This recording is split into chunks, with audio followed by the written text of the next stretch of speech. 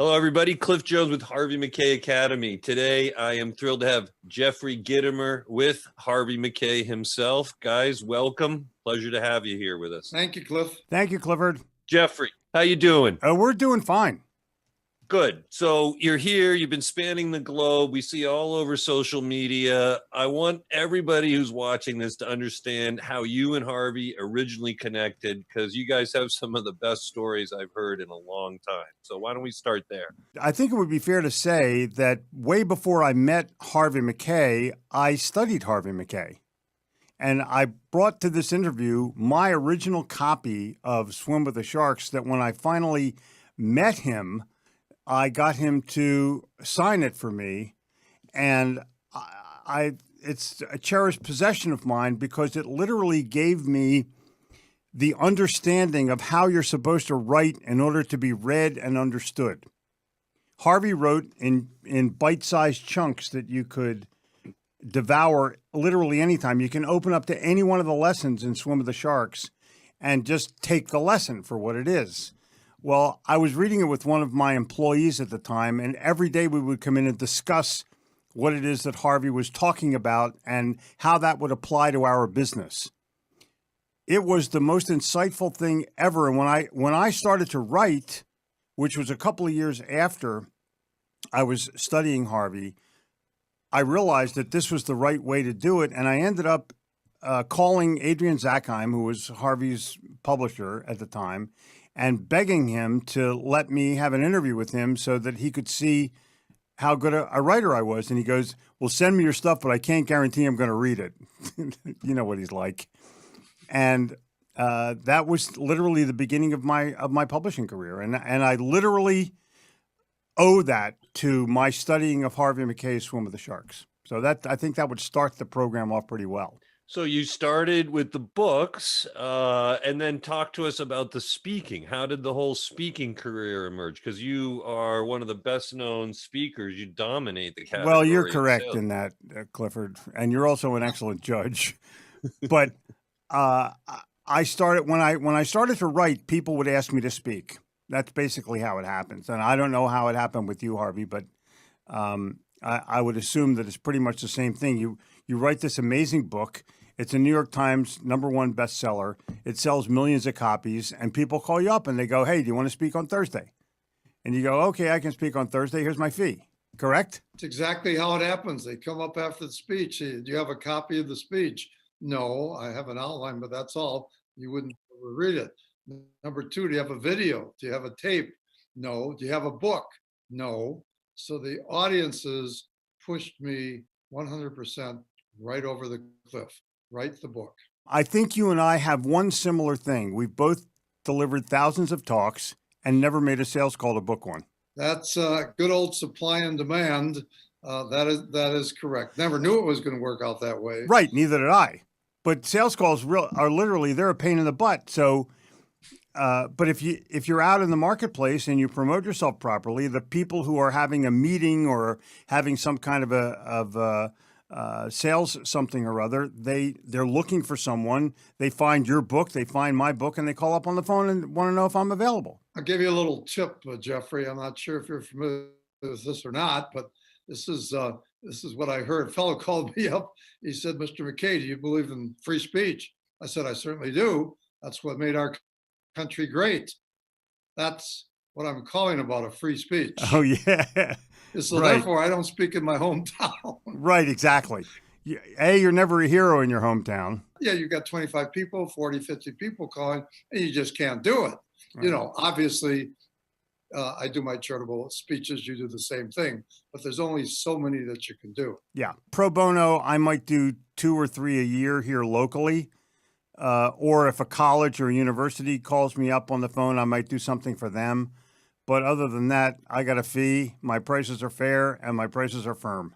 Hey, Jeffrey, I'm curious. Let me jump in for a second. You mentioned Swim with the Sharks. You picked it up. You dog-eared the book, highlighted, put it to work with your team. Is Swim with the Sharks your favorite book, or do you have others? And out of those, which are the real gems? Dig Your Well is Harvey Mackay's best book. I don't care what he says.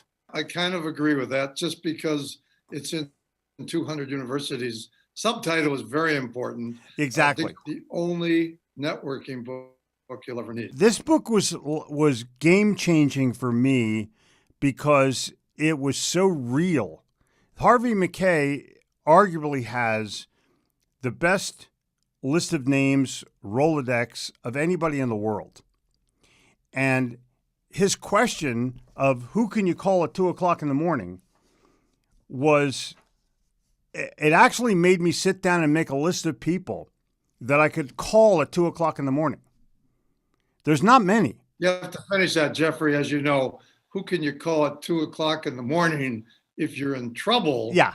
And you want them to come and see you wherever you are in the world. It's interesting what happens in your life. Sometimes you don't realize you can call somebody at 2 o'clock in the morning.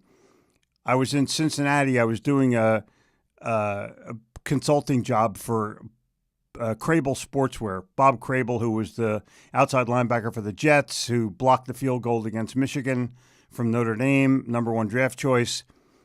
And I got stopped on the highway in Cincinnati, and my driver's license had expired by 1 day. And they took me to Norwood and locked me up. And I had to call Bob Crable and say, Bob, do you have any cash? And he came with his kids at 9 o'clock at night. Well, it turns out he grew up in Norwood. So when he comes into the cop station, they're all asking for his autograph. I mean, it was this total scene because he had just retired from football like a year or two ago. And it was unbelievable. So I'm sitting in jail while this guy is autographing every cop in the place. Crazy. But he bailed me out. I had half the cash. He had the other half. Perfect example of what I'm talking about on the first page of the book. Exactly. And you have to develop those relationships. And right now, Harvey and I talk at 11 o'clock at night on a regular basis. No matter wherever you are in the world. You were in I don't Paris care where recently. I am. I see Harvey Mackay on the phone. I answer the phone. Yep. One time I text Jeffrey just a routine text. He tells me he's in Siberia. Yes. You're talking about relationships, the power of relationships, especially the relationship you guys have forged over the years. How do you see the Mackay 66, the Mackay morals being applied today by the sales professionals you're teaching and coaching? Because you're doing a great job with it. So how do you take this wisdom and apply it to the modern sales teams you're working with? Well, lesson 3 in Swim with the Sharks says, knowing something about your customer is just as important as knowing everything about your product. That has never been more important than today. And this is 25 years later. But the bottom line is that Harvey was ahead of his time with respect to what he was doing. And that's what led him to this amazing position that he has as a leader in the world, not just of networking, but of business and of sales. That he made certain that he understood what it was about the customer that made them want to buy. And that's what I teach. And I've been teaching it for as long as I've been alive. And the first time I ever actually met Harvey face to face was in Charlotte, North Carolina. He was on a seminar tour with Ken Blanchard. And I wanted to introduce him. And so I got that honor. And I'm sitting in the audience, and he, this Mackay 66, which is how he did research in days before there were computers, literally, or before there was an internet. It's a lot easier now than it was back then, but he literally had all the info on me, and he started to read it off. He said, if I knew this, and I knew this, and I knew this, and I knew this, and I knew this, could I get an interview with you? Like, yeah, you could get an interview with me. It was unbelievable how much research was there, and he did it off the cuff. Let me explain, if I may, what this 66 is we're talking about. So all the viewers, instead of most of them, will know exactly what this product, but it is not a product. Okay. When I was 21 years old, I came up with this 66 question customer profile that I felt I had to have on the 300 customers that I was calling on. You wouldn't believe how much we know about our customers. IRS wouldn't believe how much we know about our customers. And I'm not talking about their taste in envelopes either. We want to know, based on routine conversation and observation, what a customer is like as a human being, what he or she feels strongly about, what he's most proud of having achieved, any status symbols in his or her offices. In other words, you want to know what turns that human being on. So the questions that I'm looking for before I go into the meeting, because there's no such thing. I have made a cold call in my 50 plus years in the marketplace, in the business world. You try to find out 10 questions and answers are better than 5, 20 are better than 10. So what's on that 66? I want to know about their children if they're married. I want to know about where they work, previous employment. I want to know where they take their vacations. I want to know Democrat, Republican, or individual, whatever their happens to be. I want to know about what turns them on, obviously, of course. Question, just to really quicken this up. Question number 66 on the form. Does your competitor have more and better answers to the above questions than you do?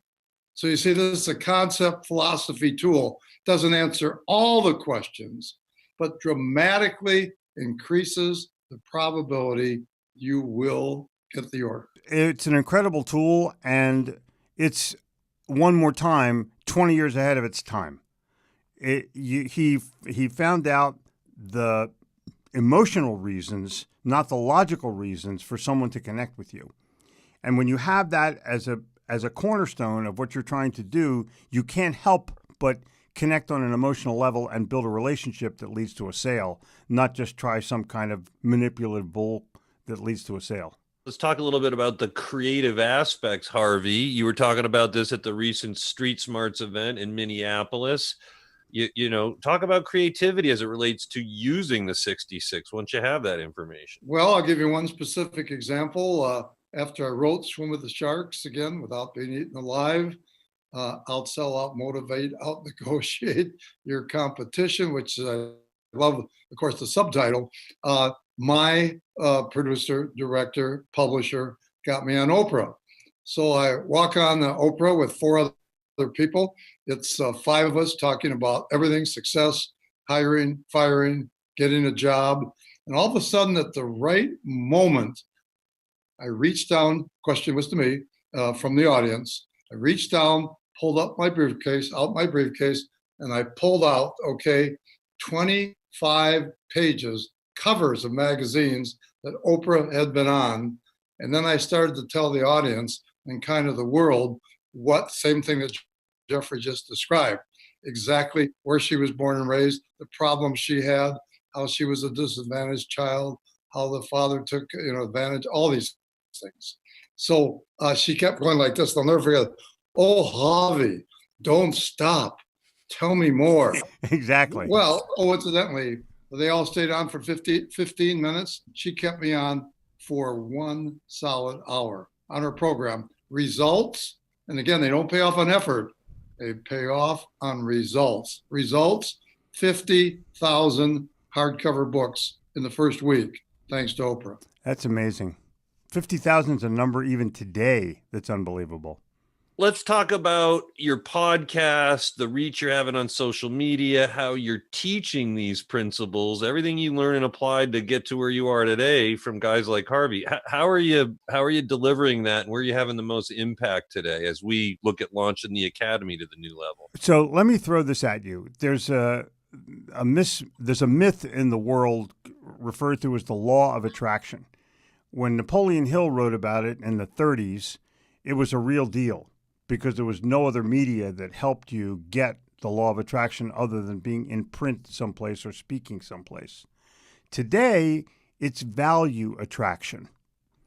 And when you put value out into the marketplace, and the marketplace is looking for that value, they search for it either by a word or by a phrase or by a person, and they find me, then more people will listen to what I have to say or read what I've written. And that's what's creating stir in today's marketplace. People don't go online to look things up. They search.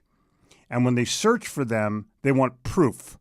So I have to be able to position myself in the marketplace that shows my value, and then someone else has to corroborate it and say, man, that Gitomer guy, he knows what the hell he's talking about.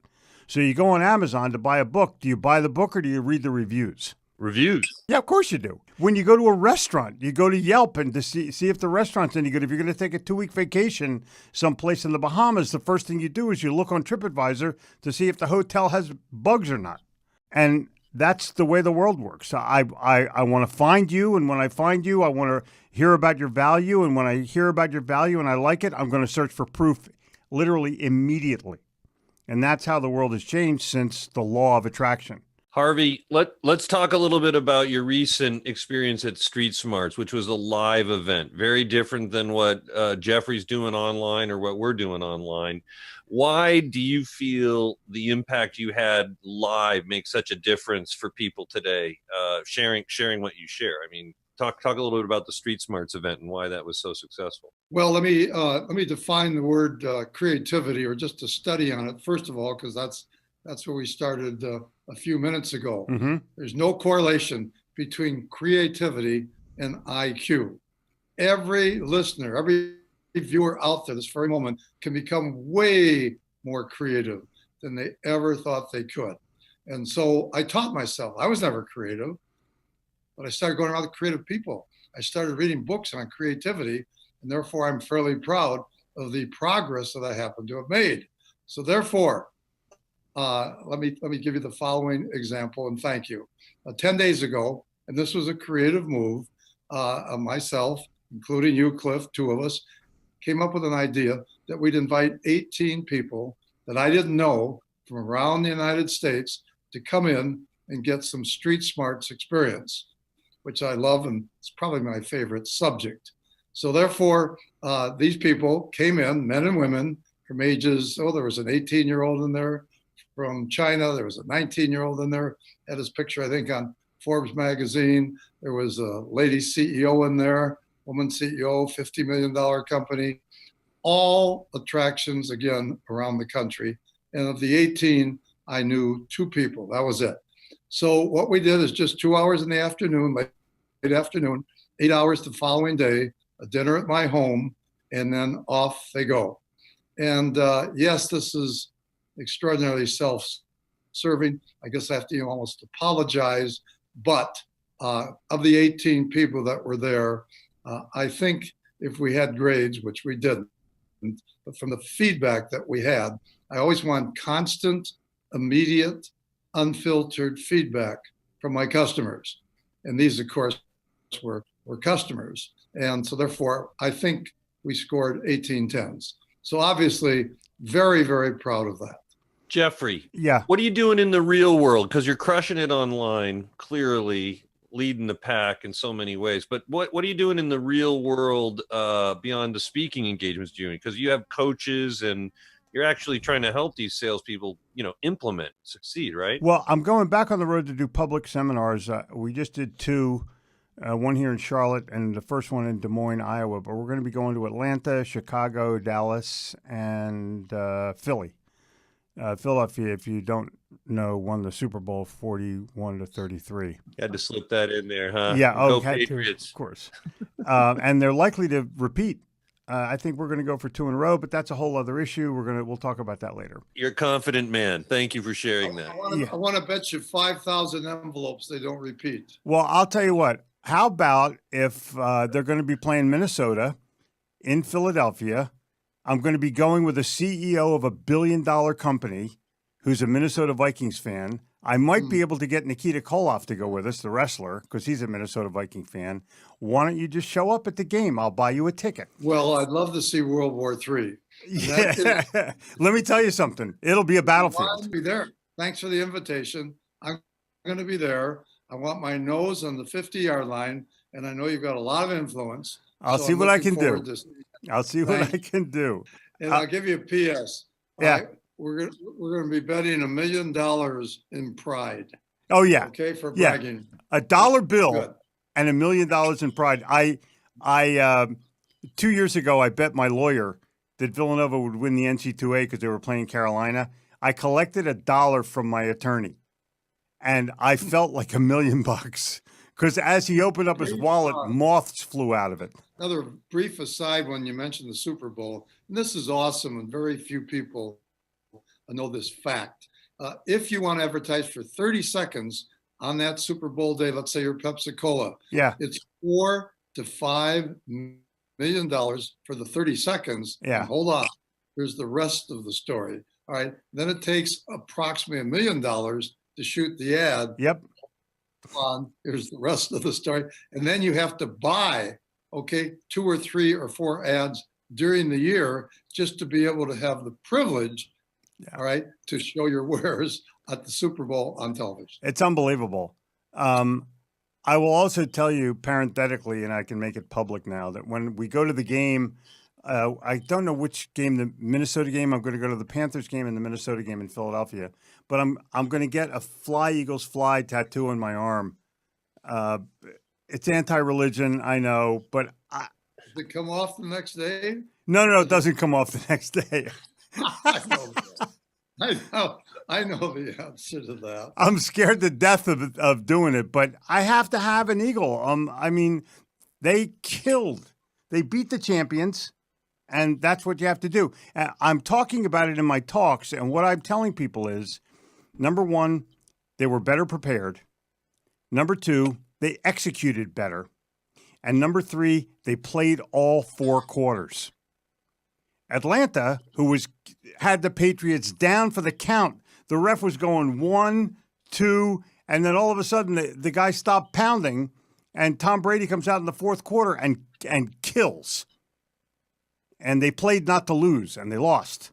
The Eagles played to win, and they won. I'm just saying, that's where I'm at with that. And you would know, Harvey. You're like the biggest sports fan on the planet. You remind me of a joke and a coach in high school basketball. The sport was they had lost 16 games in a row, and he gets them all in the locker room, and he says, "Did Muhammad Ali ever quit?" And they all hollered, "No." "Did Michael Jordan ever quit?" And they all hollered, "No." "Did Tom Brady ever quit?" All hollered, "No." Did Sam Scherner ever quit? All of a sudden you could hear just a pin drop. And when the kids raised that guy, "Coach, we've never heard of Sam Scherner." "Who's he?" "Of course you've never heard of him. He quit." Yeah, cool. So, Jeffrey, with that speech, I think you should throw your hat in the ring for the next NFL coaches opening. I think. Yeah. Believe me, I have no desire. You can't win or lose as a coach. You get grilled by everybody who's got a second opinion. But if anyone is listening who really wants to understand anything about the Super Bowl, watch the parade after the Super Bowl and watch the speeches that were given by the players to talk about how they were not only the underdog, but they were written off by everybody. No one even wrote an article about the Eagles until they were 11-3. You couldn't find anything about them. And then all of a sudden they may be, and Doug Peterson, worst coach in the league. And those people I think the one guy who wrote Jim Lombardi, who wrote that Doug Peterson's the least qualified coach in the NFL. I think Lombardi is now a waiter at Shoney's.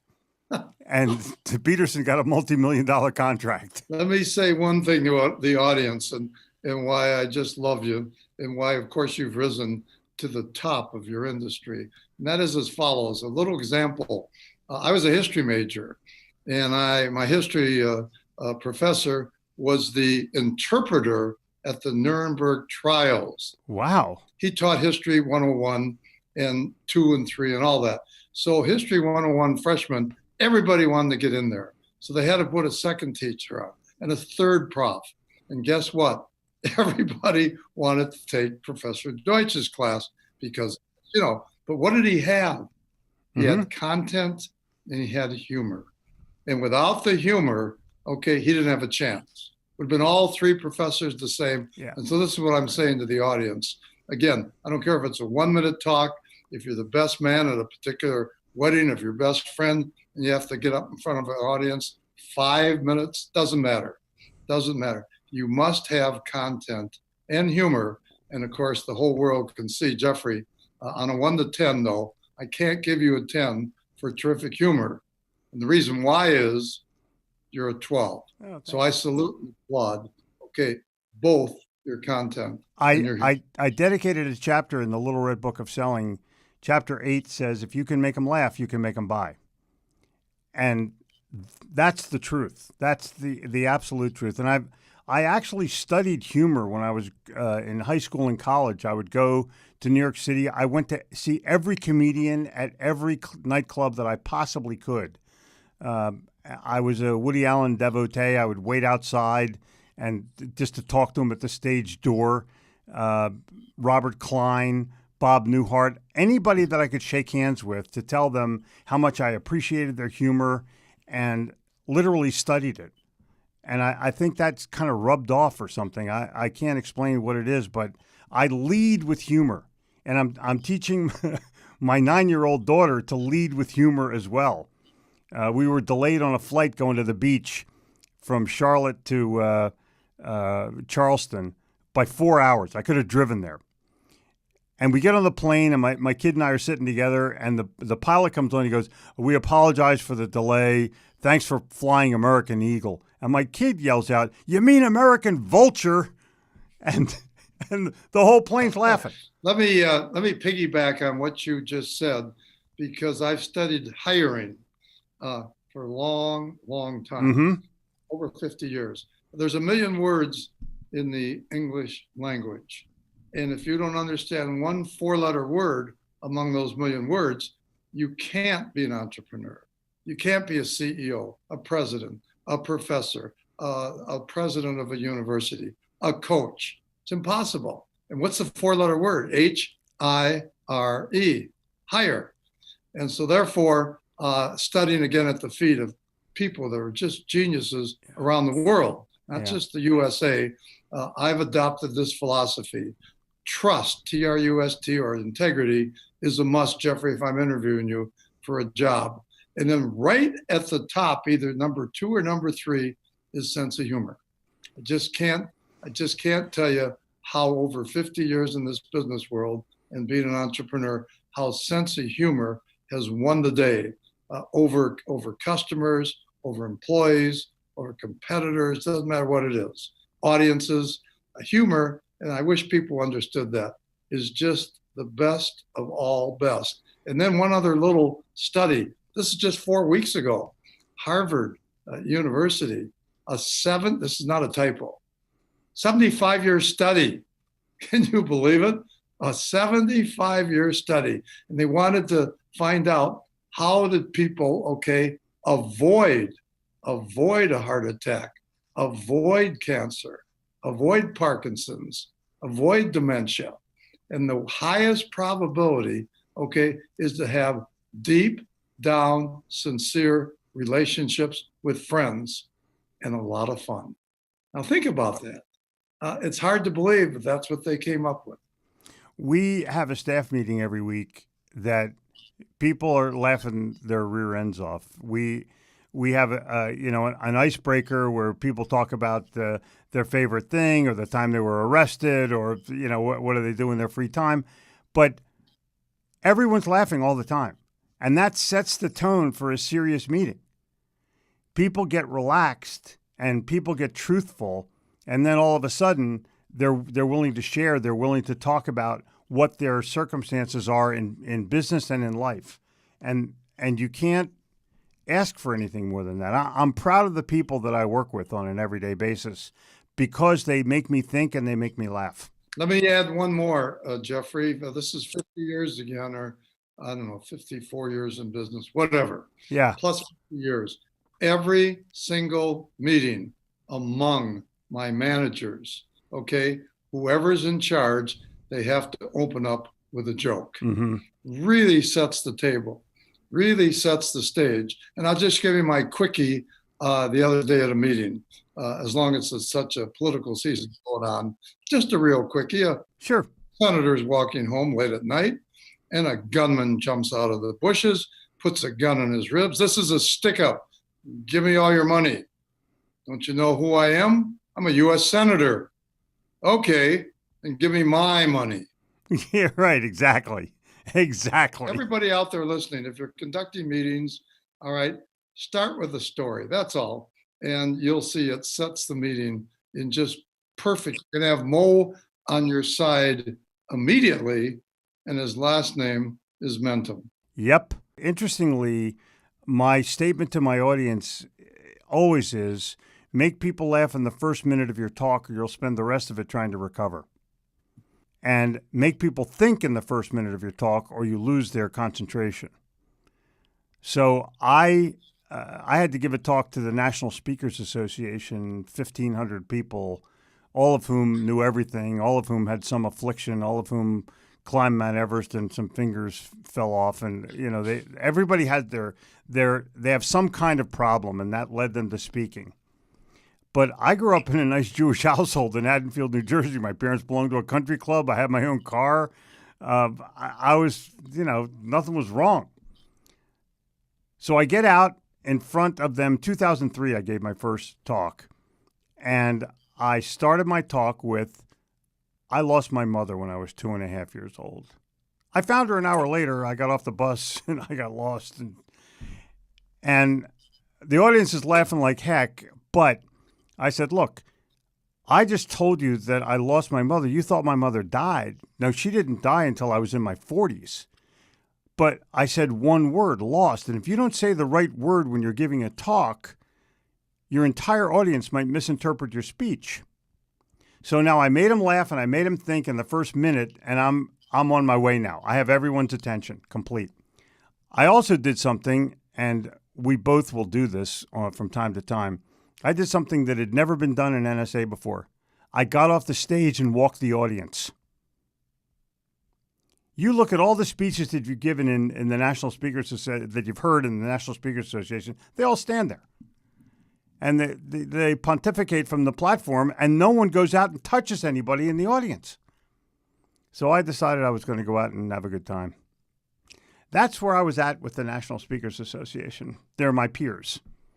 4,000 members, 250 of which make all the money. Guys, we're coming to the end of our time. Let me inject a thought here. We've talked about the power of humor in speaking and in building relationships. If there's one thing each of you could share with the thousands of up-and-coming authors, speakers, consultants, coaches, a massive part of each of our communities, our tribes, there's one thing, Jeffrey, let's start with you. What would you suggest that they focus on first to try to be like you legendary guys? Wake up in the morning and write. If you don't wake up, I do 5 things in the morning when I wake up. I read, I write, I prepare, and that causes me to think and create. I've been doing that for 25 years. So far, I got 14 books. And the challenge with anybody who's trying to try to get up in the world is not just to write in the morning, but establish your social platform, because publishers today, they don't care about your book as much as they care about how many of your books can you sell. Because the bookstores have basically consolidated down to Amazon.com that's going to sell most of the books. And from there, they want to know as a publisher, how many books can you sell?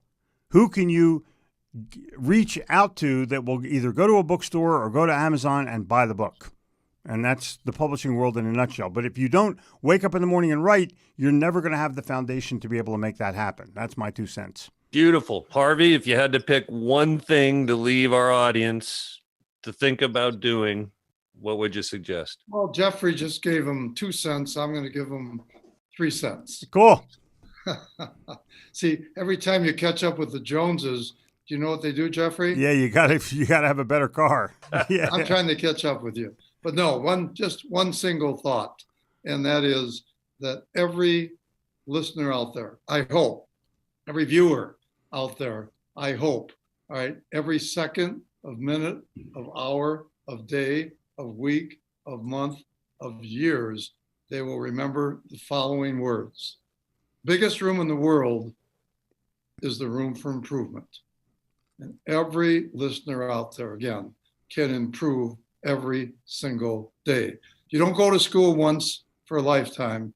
You're in school all of your life. And if you have that philosophy, then trust me, probability you'll be happy, probability you'll be successful, because you're going to have all these choices, goes dramatically up. Been a great time with you, Jeffrey. We have to do this more often. I agree, Harvey, and I appreciate the time with you always. Let me throw something at you from your perspective. I would recommend that everybody in the audience right now go to Amazon.com and buy Dig Your Well. And the reason that I want you to buy Dig Your Well before you're thirsty is because it will give you insight as to what you need to do today, even though it was written 20 years ago. If you want a brand new idea, all you have to do is read something 20 years old. And this book will give you the insight of how to build a wealth of connections. And that wealth of connections will lead you to almost anything you want in the world, because you don't know everything yourself. And if you're in the room for improvement and you need an answer, sometimes you have to call somebody to get it. And that's the challenge that we face, everyone faces in this world today. And this book will help you get there. Cliff, I need 10 more seconds. Is that okay, boss? Absolutely. Well, every time Jeffrey says something, my mind triggers. He triggers my mind. But maybe this is a good ending right here. You can take all of my money. You can take all of my land. You can take all of my employees away from me. All right? But leave me my network, and I'll be back to where I was today in 3 to 5 years. I applaud that. I have told people for years that you can have anything of mine that you want, you just can't have my attitude. And I think between your attitude and your network, it'll take you wherever you want to grow or wherever you want to go. Just parenthetically, Harvey, your name popped up on my phone today, and of course I take your call no matter what. But I was starting an interview with somebody online, and I told him to hang on for just a couple of minutes because I need to talk to Harvey Mackay. So it was like bigger name on the other line. I don't care what I'm doing. I take your call. Well, that's being accessible, of course. Another fabulous trait that you have. Yeah, I'm very respectful of who you are, and I'm very grateful for what you have taught me over the years. And just, a solid friendship is based on truth and an exchange of ideas. And we always have that. Always, always. Jeffrey, great to see you today. Thanks for being with us. Harvey, thank you very much. Appreciate you both sharing your insights, your wisdom with HarveyMackayAcademy.com's audience, growing audience. And Jeffrey, hope to see you soon. You will see me sooner than you think. And Harvey, Philadelphia. $1 million in pride. I can't wait. You got it. Okay. Bye-bye, Jeffrey. Bye-bye.